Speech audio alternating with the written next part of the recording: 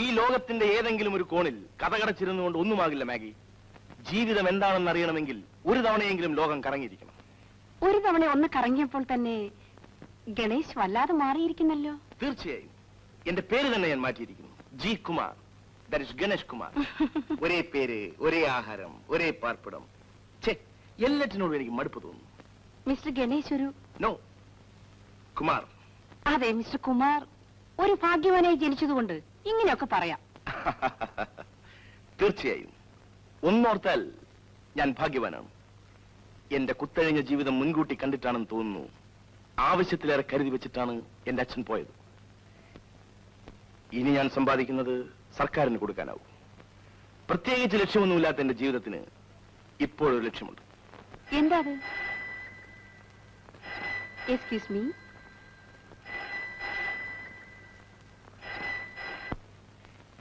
Hello. ശരി, കുറെ നാളായല്ലോ കണ്ടിട്ട്. എന്തൊക്കെയുണ്ട് വിശേഷം? ഓഹോ, അങ്ങനെയാണോ? I see. പക്ഷേ ഇത്ര ചുരുങ്ങിയ സമയത്തിനുള്ളിൽ ബാങ്കുകളൊക്കെ സമരത്തിലുമാണ്. Anyway let me try. ആരുടെ ഫോണായിരുന്നു? മിസ്റ്റർ രവിയുടെ.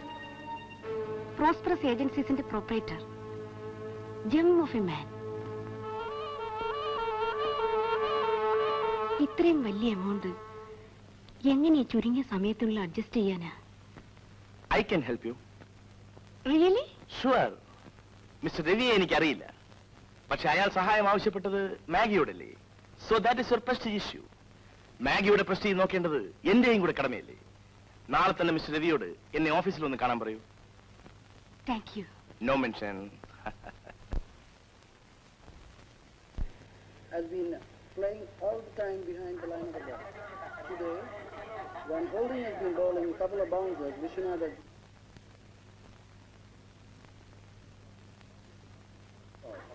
And that ball from Holding was just a shot... mister Ravi വന്നിട്ട് അരമണിക്കൂറായി.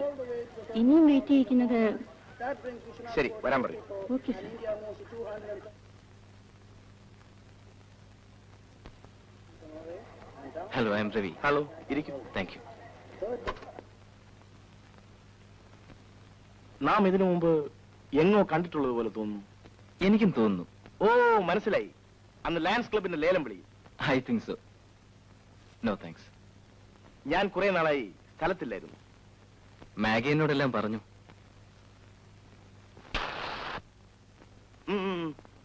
അവരെന്റെ പഴയ ഒരു കമ്പനിയാണ്. വളരെ അപൂർവമായി അവരെന്തെങ്കിലും എന്നോട് ആവശ്യപ്പെടാറുണ്ട്. പക്ഷെ നിങ്ങളുടെ കാര്യത്തിൽ മാഗി വളരെ താല്പര്യത്തോടു കൂടി എന്നോട് സംസാരിച്ചു. ഞാൻ ഒരിക്കലും പ്രതീക്ഷിക്കാത്ത ഘട്ടത്തിലാണ് ഇതുണ്ടായത്. ബാങ്കുകൾ സമരത്തിലുമാണ്. ഇതൊക്കെ ബിസിനസ്സിലുള്ളതാണ്. ഇവയെ ബുദ്ധിപരമായി നേരിടുന്നതിലാണ് നമ്മുടെ കഴിവ്.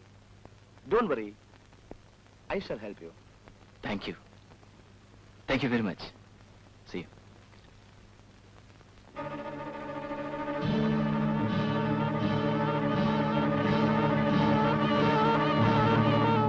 നമ്മുടെ വീടിന്റെയും ഓഫീസ് കെട്ടിടത്തിന്റെയും ഷുവർട്ടിയിലാണ് കുമാരി സഹായം ചെയ്തു തന്നിരിക്കുന്നത്.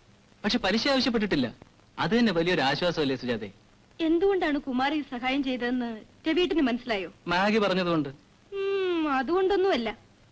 എന്നും രാവിലെ ഞാൻ പൂജാമുറിയിൽ 2 മണിക്കൂർ ഇരിക്കുമ്പോൾ രവിയേട്ടൻ എന്നെ കളിയാക്കാറുണ്ടല്ലോ. ഞാൻ മനസ്സുരുകി പ്രാർത്ഥിച്ചതുകൊണ്ടാ. ഇപ്പൊ മനസ്സിലായോ? ഓ, മനസ്സിലായി. കൂടുതൽ വാചകമൊന്നും അടിക്കണ്ട.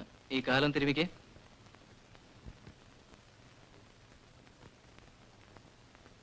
വരുമായിരിക്കും. Bring 2 glasses. എങ്ങനെയുണ്ട് എന്റെ ഷോറൂം?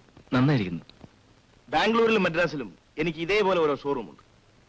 ഈ ചുമതലകളൊക്കെ ഏറ്റെടുക്കാൻ ഒരു അനിയൻ കൂടി ഉണ്ടായിരുന്നെങ്കിൽ എന്നെനിക്ക് പലപ്പോഴും തോന്നാറുണ്ട്. ചില മനുഷ്യരെ ഒരു കാരണവുമില്ലാതെ നാം ഇഷ്ടപ്പെടും, മറ്റു ചിലരെ വെറുക്കുകയും ചെയ്യും. മിസ്റ്റർ രവിയോട് എനിക്ക് തോന്നിയ അടുപ്പത്തിന് സത്യത്തിൽ ഒരു കാരണവും ഞാൻ കാണുന്നില്ല.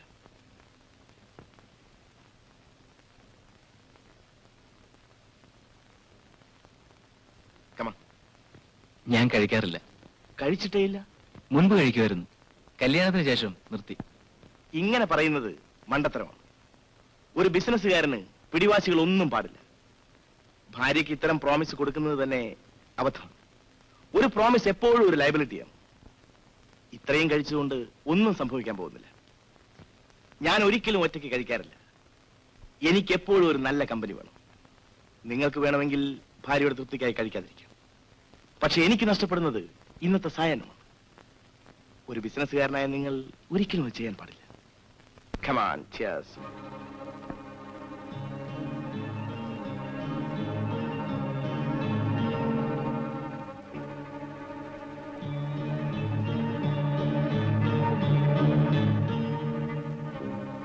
Come on, cheers. Cheers.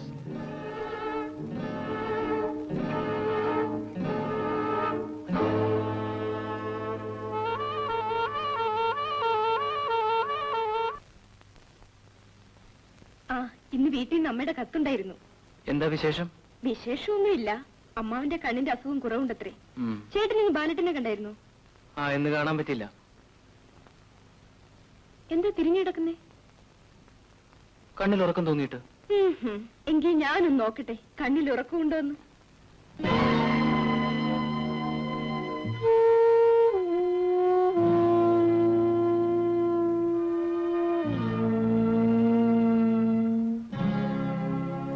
രവിയേട്ടൻ കുടിച്ചു. ഇല്ല സുജാത, അത് ഞാൻ മരുന്ന് കഴിച്ചെന്റെ. എന്തിനാ രവിയേട്ടൻ എന്നോട് കള്ളം പറയുന്നേ? രവിയേട്ടൻ കുടിച്ചു. അങ്ങനൊന്നുമില്ല. ദേ സ്വല്പം ആ കുമാർ നിർബന്ധിച്ചോണ്ടാ. ഉള്ളി കഴിക്കാൻ പറഞ്ഞതും കുമാറാണോ? ഛേ, നീ ഇങ്ങനെ കൊച്ചു കുട്ടികളെ പോലെ ആകാതെ സുജാതേ. ബിസിനസ് ആകുമ്പോൾ ചിലപ്പോൾ അല്പം കഴിക്കേണ്ടി വരും. അതിനൊക്കെ കിടന്ന് ഇങ്ങനെ ചാടാൻ തുടങ്ങി. രവിയേട്ടന്റെ സ്വഭാവം എനിക്ക് നന്നായിട്ട് അറിയാം. തുടങ്ങിയ പിന്നെ ഒരന്തവും ഉണ്ടാവില്ല. എത്ര പാടുപെട്ടാ ഞാൻ നിർത്തിച്ചത്. ദേ പറയാനുള്ളതൊക്കെ ഞാൻ പറഞ്ഞു. ഞാൻ ഇത്രയേ കുടിച്ചുള്ളൂ, ഇനി കുടിക്കില്ല. പ്ലീസ് കിടന്നുറങ്ങാൻ നോക്ക്.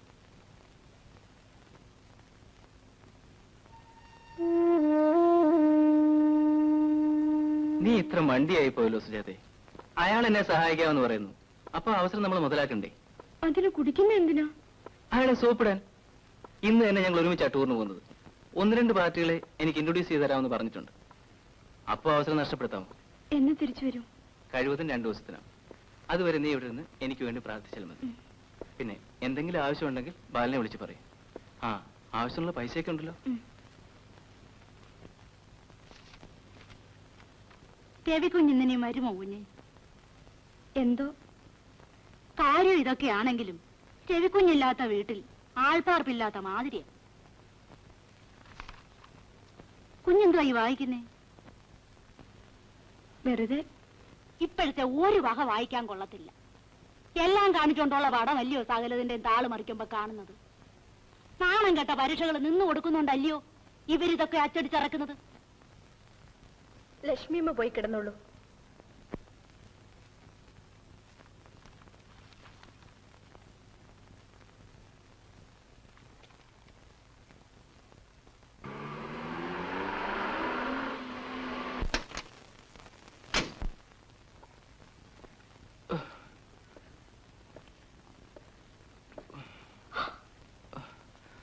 ചേട്ടൻ വീണ്ടും കുടിച്ചു അല്ലേ? തുടങ്ങിയല്ലോ ക്രോസ് വിസ്താരം. വന്ന് കയറുന്നതിന് മുമ്പ് ഞാൻ ചോറിളുമ്പട്ടെ? വേണ്ട, വയറ് നിറഞ്ഞു.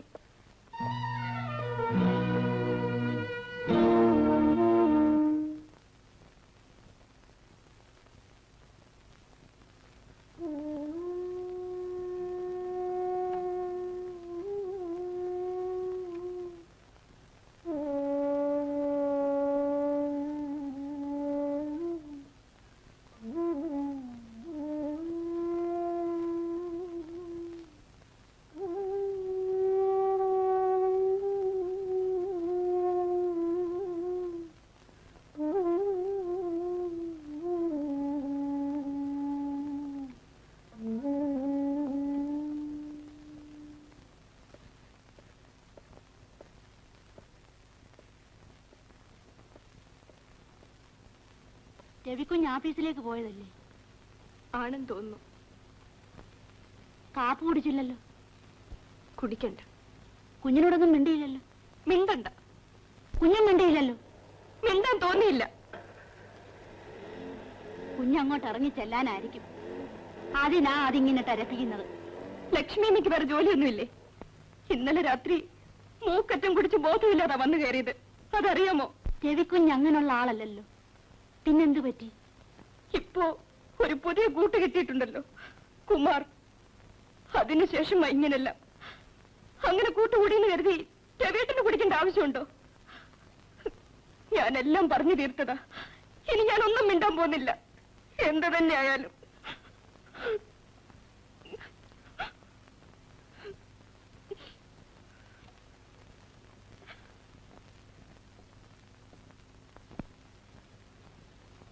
ഇന്നെന്താ കുഞ്ഞെ കറി വെക്കേണ്ടത്?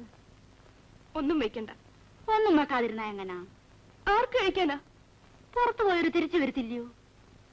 എന്നിട്ട് ഇന്നലെ ആര് കഴിച്ചു? ഒന്നും വെക്കണ്ട.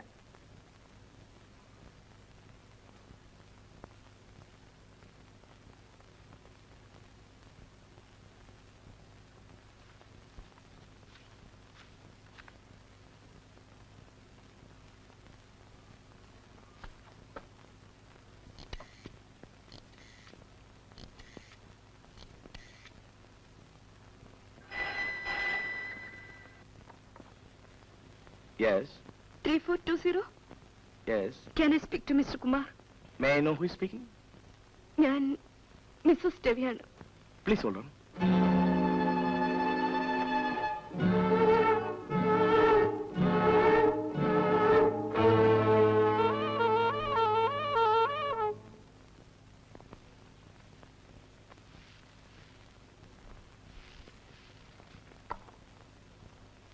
Yes. Oh, I see. നമ്മൾ കണ്ടിട്ടില്ലല്ലോ. ആ, എന്റെ നമ്പർ എങ്ങനെ കിട്ടി? ചേട്ടന്റെ ഡയറിയിലുണ്ടായിരുന്നു. ഗുഡ്. എങ്ങനെ, സുഖമല്ലേ? ഒരു കാര്യം പറയാനാണ് വിളിച്ചത്. രവിയേട്ടൻ അടുത്ത കാലത്തായി വളരെയധികം മദ്യപിച്ചാണ് രാത്രി വീട്ടിൽ വരുന്നത്. അദ്ദേഹത്തിന്റെ ആരോഗ്യത്തിന് അത് പറ്റിയതല്ല. ദയവ് ചെയ്ത് അദ്ദേഹത്തെ മദ്യവെക്കാൻ പ്രേരിപ്പിക്കരുത്. Hello, hello.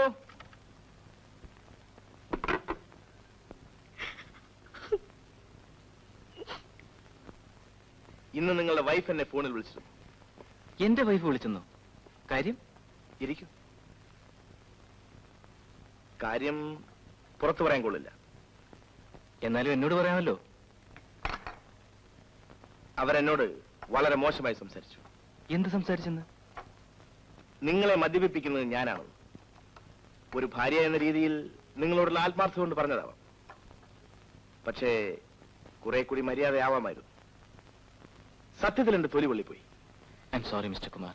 അതൊന്നും സാരമില്ല. പിന്നെ നിങ്ങൾ ഇക്കാര്യം അവരോട് ചോദിക്കാൻ പറ്റും ചെയ്യരുത്. നമ്മൾ നമ്മളുടെ അടുപ്പം കൊണ്ട് പറഞ്ഞു മാത്രം. I will see to it.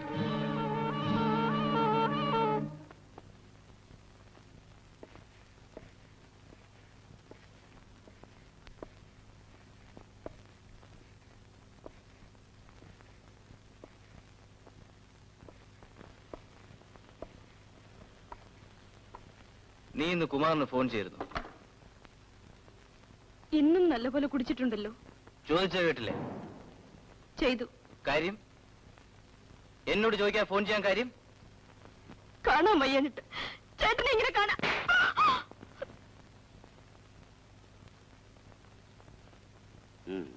എനിക്ക് നിന്റെ മുമ്പിൽ കുടിക്കാത്ത നല്ല പിള്ളയായി നടന്നാൽ മാത്രം പോരാ. എനിക്കെന്റെ ബിസിനസ് കൂടി നോക്കണം. കുമാറിന്റെ സന്മനസ്സുകൊണ്ടാണ് ഇന്നെന്റെ ബിസിനസ് നിലനിൽക്കുന്നത്. അതിനിടയിൽ നീ അയാളെ ഫോണിൽ വിളിച്ച് അവമാനിക്കാന്ന് വെച്ചാൽ?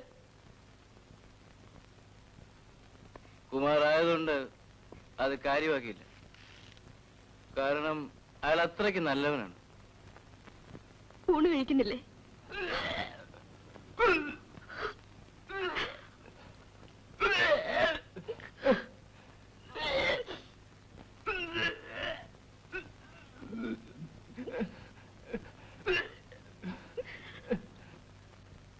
സത്യമാണോ ലക്ഷ്മിയമ്മ ഇത്? കണ്ടിട്ട് എനിക്ക് അങ്ങോട്ട് വിശ്വാസം വരുന്നില്ല. ഞാൻ പൊറി തുടങ്ങിയിട്ട് കുറെ നാളായല്ലോ. ആദ്യത്തെ സംഭവമായത്. രവിക്കുഞ്ഞ് സുജക്കുഞ്ഞിന്റെ കർണത്തടിക്കാന്ന് പറഞ്ഞാ ഒരുത്തരും വിശ്വസിക്കത്തില്ല. അവൻ എന്തു പറ്റിയത്? എനിക്കറിയത്തില്ല കുഞ്ഞ്. എന്നും രാത്രി 2 മണി 3 മണി ആവുമ്പോഴാ വരുന്നത്. ബോധവും കാണുകയില്ല. ആ കുമാറെന്നോ മറ്റോ പറഞ്ഞ ഒരാളിന്റെ കൂട്ടുകൂടിയിട്ടാ ഇങ്ങനൊക്കെ വരുന്നതെന്നാ സുയക്കുഞ്ഞന്റെ അഭിപ്രായം. ഞാൻ 2 ആഴ്ച സ്ഥലത്തില്ലായിരുന്നു. അതിനിടയ്ക്ക് ഇത്രയും സംഭവിച്ചെന്നോ? ശരി, ലക്ഷ്മി മുറിക്കോ. ഇതൊന്നും ഞാൻ പറഞ്ഞതായിട്ട് വരല്ലേ കുഞ്ഞ്.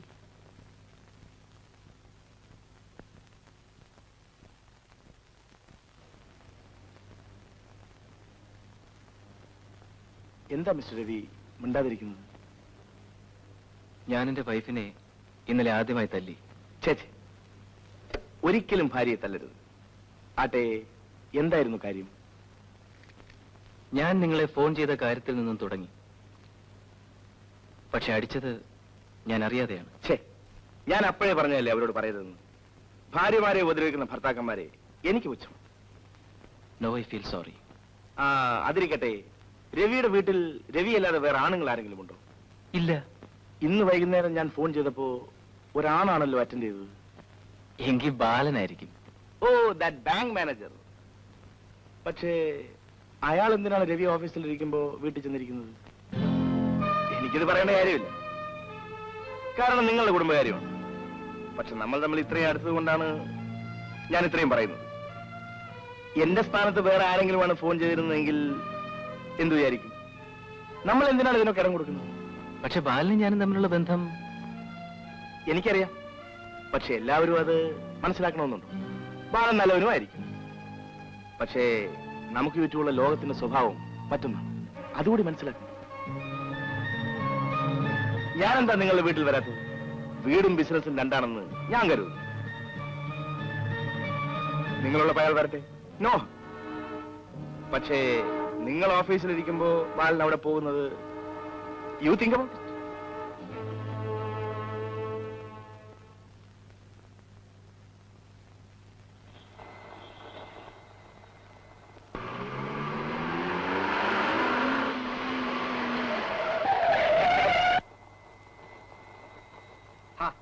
ഞാൻ തന്നെ കാത്തു നിൽക്കാൻ തുടങ്ങിയിട്ട് മണിക്കൂർ ഒന്നായല്ലോ.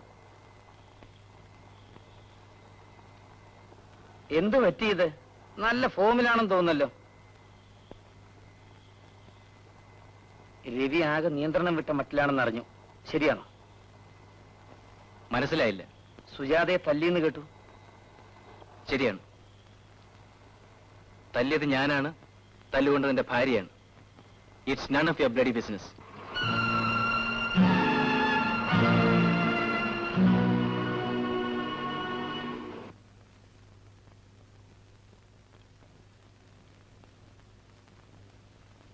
എന്നെ വിളിച്ചോ? ബാലൻ എന്നിവിടെ വന്നിരുന്നു. വന്നിരുന്നു. പിന്നെന്താ എന്നോട് പറയാഞ്ഞത്? പറഞ്ഞാൽ മനസ്സിലാകുന്ന നിലയിലല്ലായിരുന്നുണ്ട്. നീ അയാളോട് ഈ വീട്ടിലെ എല്ലാ കാര്യവും പറയാറുണ്ടോ? പറയേണ്ടതൊക്കെ പറയാറുണ്ട്. പിന്നെ ഇന്നലെ രാത്രി ഈ വീട്ടിൽ നടന്നതൊക്കെ അയാൾ അറിഞ്ഞ എങ്ങനെ? മേലാൽ ഞാനിവിടെ ഇല്ലാത്തപ്പോൾ അയാൾ ഈ വീട്ടിൽ വരാൻ പാടില്ല. എനിക്കത് ഇഷ്ടമല്ല. എന്റെ പൊന്നു രവിയേട്ട, എന്റെ മുഖത്തേക്ക് ഒന്ന് നോക്കൂ. എന്ത് മഹാഭാവമാണ് രവിയേട്ടനെ പറയുന്നത്. ബാലേട്ടനെ പറ്റി ഒരിക്കലെങ്കിലും നമ്മളങ്ങനെ ചിന്തിച്ചിട്ടുണ്ടോ? നമ്മൾ ചിന്തിക്കില്ല, പക്ഷെ മറ്റുള്ളവർ ചിന്തിക്കും. ആരാണ് ചിന്തിച്ചത്? പറയൂ രവിയേട്ട. കുമാർ ചിന്തിച്ചു. കുമാർ? അയാളൊരു നല്ല സുഹൃത്തായതുകൊണ്ട് എന്റെ നന്മയ്ക്ക് വേണ്ടി പറഞ്ഞു. അയാൾ പറഞ്ഞില്ലെങ്കിൽ പ്രശ്നമില്ലായിരുന്നു. അയാൾ പറഞ്ഞ സ്ഥിതിക്ക് മേലാൽ ബാലനിവിടെ വരരുത്.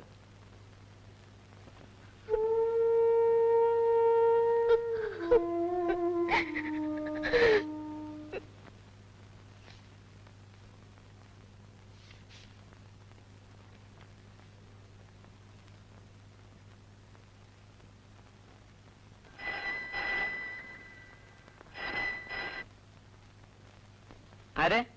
ലക്ഷ്മി അമ്മയോ? എന്താ കാര്യം? എനിക്കിതൊന്നും വയ്യ കുഞ്ഞ്.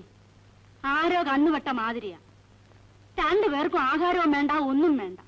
ആ, ഭാര്യയും ഭർത്താവും ആവുമ്പോ അത് തട്ടിയും മുട്ടിയും ഒക്കെ ഇരിക്കും. അത് ഇത്ര കാര്യമാക്കാനുണ്ടോ? ഇതിനിടെ കിടന്ന് ഞാൻ ശ്വാസം മുട്ടുക. എനിക്കിതൊന്നും കണ്ടോണ്ടിരിക്കാൻ വയ്യ. ആ, ഏതായാലും ലക്ഷ്മി അമ്മ വിഷമിക്കണ്ട. ഞാൻ വീട് വരെ ഒന്ന് പോയിട്ട് ഉടനെ അങ്ങ് എത്താം. ഇവരുടെ ആഭ്യന്തര കലഹം ഒന്ന് തീർക്കാമെന്ന് നോക്കട്ടെ.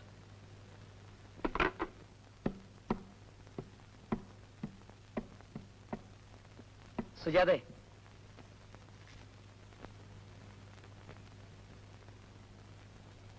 ബാലേട്ടൻ ഇനി ഇവിടെ വരരുത്.